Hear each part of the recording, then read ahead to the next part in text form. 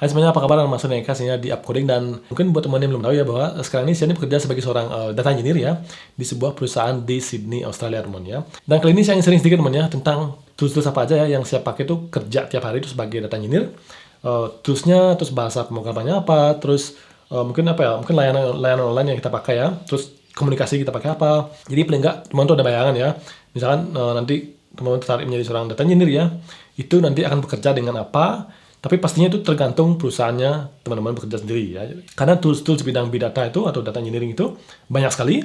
Mungkin perusahaan A pakai yang ini, perusahaan B bisa pakai yang lain teman gitu. Dan sebagai background teman ya, jadi perusahaan tempat saya bekerja ini adalah sebuah startup di mana produk utamanya itu adalah sebuah aplikasi teman. Jadi sebuah aplikasi untuk kita tuh bisa berinteraksi. Nah, jadi aplikasi ini ya, itu mengirim banyak sekali data ke backend, teman. Jadi mengirim banyak sekali data ke server, ke database. Jadi kita tuh punya database yang bisa dibilang cukup besar. Ya, jadi kita pakai MySQL. Jadi karena data itu sangat besar ya, itu menjadi nggak bisa diolah dengan teknik sederhana, teman. Jadi kita tinggal login ke konsol ya, MySQL gitu, kita query itu, terus kita bikin laporan, bikin report kan. Itu nggak bisa dengan misalkan teknik biasa tuh, nggak bisa lagi karena datanya itu sudah sangat besar. Kalau misalnya di query biasa, itu sudah sangat tidak efisien teman. Itulah kita tuh bikin sebuah tim baru yang namanya itu adalah data analytic. Jadi tugasnya dari masing-masing tim adalah ada yang bagian apa namanya analis ya, artinya ini data kita tuh mereka tuh analisa ya, ini apa sih informasi yang bisa kita dapatkan dari data tersebut. Terus ada juga yang misalkan yang engineering ya, artinya yang data engineer itu seperti saya, itu yang kerjanya bisa dibilang ya kita ini ada data di sini, terus ada data di tempat ini. Gimana caranya misalkan kita mindahkan data ya dari A ke B dengan efisien, dengan jumlah yang sangat besar, itu gimana? Tool apa yang kita pakai, dan misalkan lagi kita perlu membuat sebuah sistem report ya, atau pelaporan ya per bulan, itu gimana caranya? Nah, itu sedikit backgroundnya ya. Kira-kira apa sih yang kita kerjakan sebagai data engineer? Sekarang saya akan sharing sedikit ya temannya tentang apa sih tools-tools yang saya pakai. Teman-teman pasti berpikir kan bahwa wah ini pasti akan rumit-rumit kan, software yang macam-macam kan. Sebenarnya enggak ya. Jadi sebenarnya toolsnya standar aja ya. Artinya mulai dari code editor, terus mulai dari bahasanya, ataupun dari kan ada beberapa software khusus yang kita pakai ya, yang open source semuanya, yang kita bisa pelajari, di mana kita tuh bisa memanfaatkan semua tools gratis tersebut untuk mengolah data dengan efisien dengan jumlah yang besar. Oke? Data engineer ya, itu juga coding. Ya, jadi bisa dibilang mereka tuh programmer juga teman ya, karena kita tuh coding juga ya, kita tuh coding sebuah sistem misalkan untuk memindahkan data dari A ke B misalkan, kita perlu coding ya, kita membuat sebuah data pipeline ya, artinya sebuah pipa-pipa untuk mentransfer data dari A ke B misalkan ya, itu kita perlu coding. Karena kita coding ya, itu pastinya kita perlu sebuah code editor ya, sebuah IDE. Nah, itu saya tuh pakai yang paling apa ya, bisa dibilang code editor utama itu adalah VS Code teman ya. Jadi mungkin teman semua udah tahu ya bahwa ada yang namanya itu VS Code, yaitu Visual Studio Code ya, itu yang dari Microsoft. Itu adalah sebuah apa ya, bisa dibilang text editor favorit saya saat ini, dan saya pakai bisa dibilang tiap hari ya untuk proyek kantor ataupun proyek sendiri pasti saya pakai VS Code. Karena dia tuh simple, sederhana, ringan, dan bisa untuk macam-macam ya, untuk macam-macam bahasa ya, seperti Python ya, itu saya pakai banyak sekali untuk data, itu saya pakai Python. Terus misalkan kadang-kadang juga pakai Node.js ya, itu juga untuk mungkin backend kadang-kadang kan. Nah, itu juga saya pakai di VS Code untuk codingnya, itu enak sekali gitu.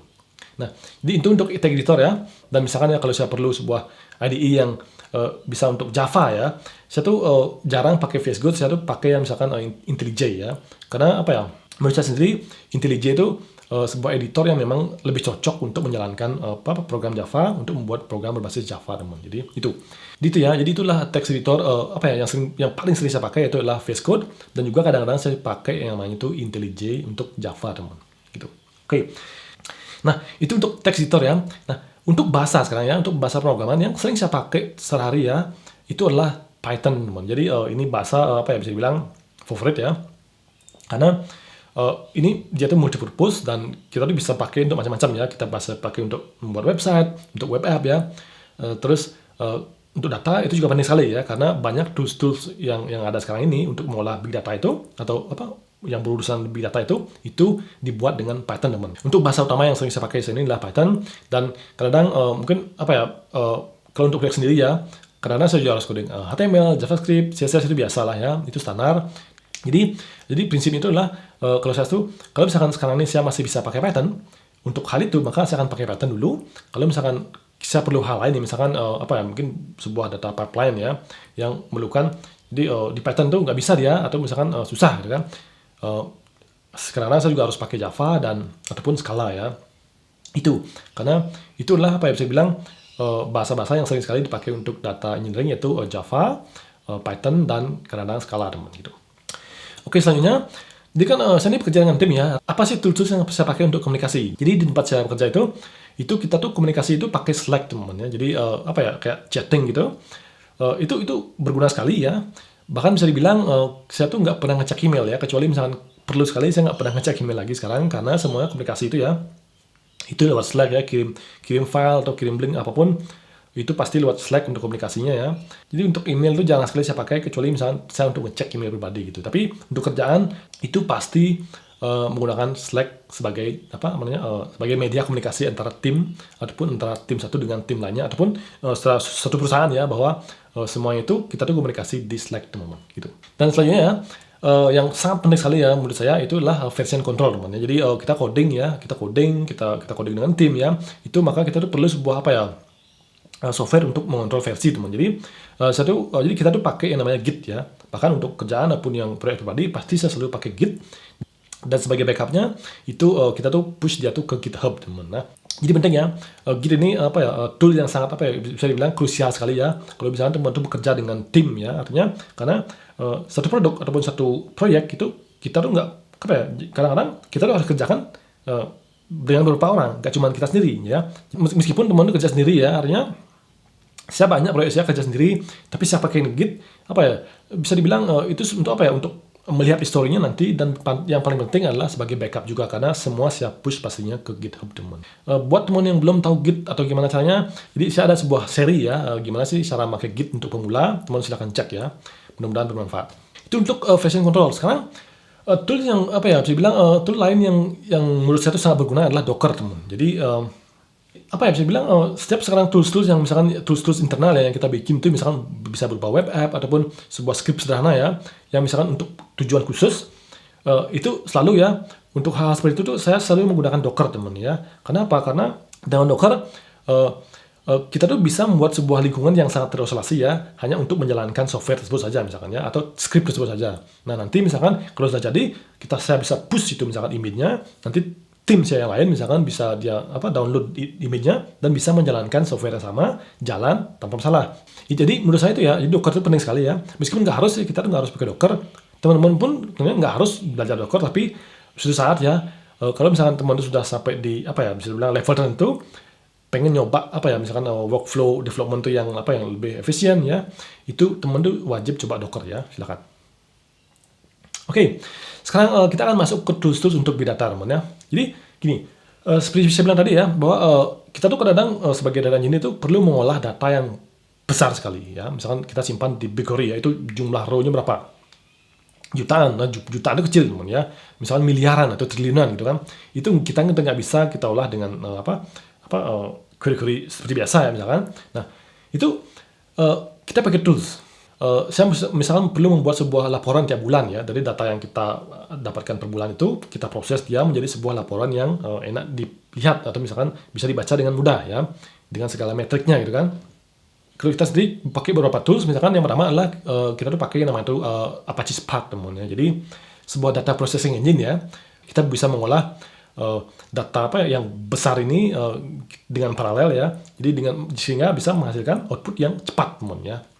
Kita ini pakai Apache Spark ini untuk apa ya? Untuk itu ya, untuk memproses data yang besar, misalnya untuk menghasilkan laporan atau report ya. Atau misalkan itu seperti tadi, membuat sebuah sistem ETL ya, extract, transform, load. Artinya kita mengekstrak data dari database A, terus kita transform dia, kita ubah strukturnya, terus kita simpan misalkan ke data warehouse, misalkan di BigQuery misalkan ya.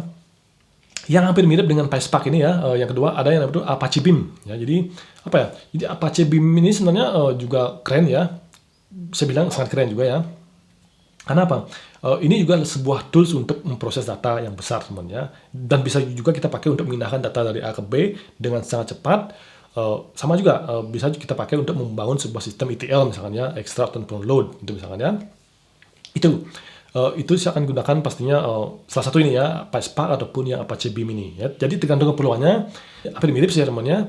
Cuman apa ya, ini kan cuma tools ya, jadi tools ini pasti ada plus dan minusnya ya. Jadi kita nih sebagai seorang engineer itu yang harus milih ya. Oh, jadi kalau kita perlu sebuah task seperti ini, maka mungkin misalkan PySpark bisa cocok. Atau misalkan kita untuk task seperti ini yang lainnya, maka mungkin oke, kita memutuskan bahwa si Apache Beam ini lebih cocok ya. Nah, itu semua ya, itu untuk tools big data itu kita tuh semua tuh jalankan di Google Cloud teman ya. Jadi itu ya, itulah tools untuk big data processing yang kita pakai, yaitu ada yang namanya Apache Spark dan juga Apache Beam. Nah, ada satu lagi ya software yang sangat penting sekali ya yang kita pakai, itu yang namanya adalah Apache Airflow teman. Jadi ini apa ya bisa bilang, ini adalah sebuah software yang berbasis web. Kita bisa membuat sebuah bisa membuat sebuah job ya, artinya task ya di dalam di Airflow ini. Ini setiap task ini nanti tasknya apa? Terus kita bisa schedule dia, misalkan kita jalankan dia setiap hari, tiap minggu, tiap bulan, itu kita bisa schedule dia di Airflow juga. Oke, sekarang kita menjalankan sebuah task A, terus kita setelah task A-nya sukses, kita jalankan task B, setelah task B-nya sukses, kita jalankan task C misalnya seperti itu. Itu harus berurusan. Kalau misalkan gagal satu, maka semua gagal. Itu gimana caranya? Nah itu, jadi si Airflow ini kerennya adalah bahwa dengan si Airflow ini kita tuh bisa merancang seperti itu teman ya. Jadi setiap task-task ini kita bisa coding dia secara pisah, terus kita gabungkan dia di Airflow tersebut, terus kita schedule ya. Jadi untuk big data ya, jadi kita tuh menggunakan 3 tersebut ya, ada yang namanya PySpark atau Apache Spark, terus yang kedua ada yang namanya tuh yang Apache Beam ya, terus yang ketiga adalah yang namanya tuh Apache Airflow, yaitu untuk scheduling teman-teman. Apa ya bisa bilang untuk merancang data pipeline-nya, schedule-nya seperti apa, dan kapan kita akan menjalankannya seperti itu. Itu kan beda sekali ya dengan misalkan tools-tools yang kita pakai misalkan untuk web development ya kan? Itu ya, itulah apa ya bisa bilang uniknya di data engineering ini, bahwa ilmu-ilmu yang biasa kita pakai misalkan untuk membuat website itu kadang-kadang nggak begitu relevan di data engineering, karena kita tuh bekerja dengan bidang yang berbeda, dengan data yang berbeda, karena kita bekerja dengan data ya. Kalau misalkan kita membuat web app kan, untuk membuat website itu kan kita bekerja, bisa bilang kita bekerja hanya dengan database kan, request, response gitu kan. Nah, itu yang saya suka dari data engineering ini, karena kita tuh bekerja dengan data yang besar ya, sangat besar, tantangannya pun berbeda gitu teman-teman. Jadi itu. Jadi saya bilang saya cukup beruntung ya, karena apa? Karena saya tuh dulunya adalah seorang yang bisa dibilang saya adalah seorang full stack developer ya, artinya saya tuh pernah bikin website, saya pernah mengerjakan backend juga, frontend juga, terus belakangan ini saya tuh bukan pindah sih, artinya lebih fokuskan diri ke data kan, artinya data engineering ya. Saya bikin tools untuk data engineering juga kan, itu teman ya. Jadi teman ya, jadi kalau bisa lihat itu sama aja kan kayak teman lain ya, artinya saya juga pakai VS Code, mungkin bahasa pemrograman saya pakai Python, terus saya juga pakai Git ya, terus saya juga pakai Docker, dan itu sama aja sebenarnya, cuman mungkin beberapa tiga hal yang tiga tools yang saya pakai itu yang khusus untuk big data itu. Ya itu memang khusus buat yang teman-teman yang misalnya nanti fokus di data ya, fokus di big data ya, mungkin akan ketemu hal tersebut gitu loh. Jadi itu ya, saya ingin sharing sedikit aja, mudah-mudahan bisa memberikan sedikit bayangan lah ya, gimana sih saya kerjanya, seperti apa sih saya kerjanya, apa sih saya pakai untuk kerja sehari. Itu aja sebenarnya ya. Dan itu semua saya pelajari sendiri. Jadi kalau teman-teman ingin belajar, pelajari ya pasti bisa gitu ya. Oke? Jadi itu ya, saya ingin sharing sedikit aja kali ini, karena udah mungkin sebulan ya, bulan lebih kali saya nggak posting video. Ya ini karena saya sibuk, dan kebetulan ada hari ini saya punya kesempatan, ya sudah saya bikin aja gitu. Oke. Seperti biasa teman-teman, kalau misalnya teman-teman tuh suka dengan video ini ya, belum subscribe atau silakan ya like dan subscribe di sini. Dan ya kita akan ketemu lagi di kesempatan berikutnya.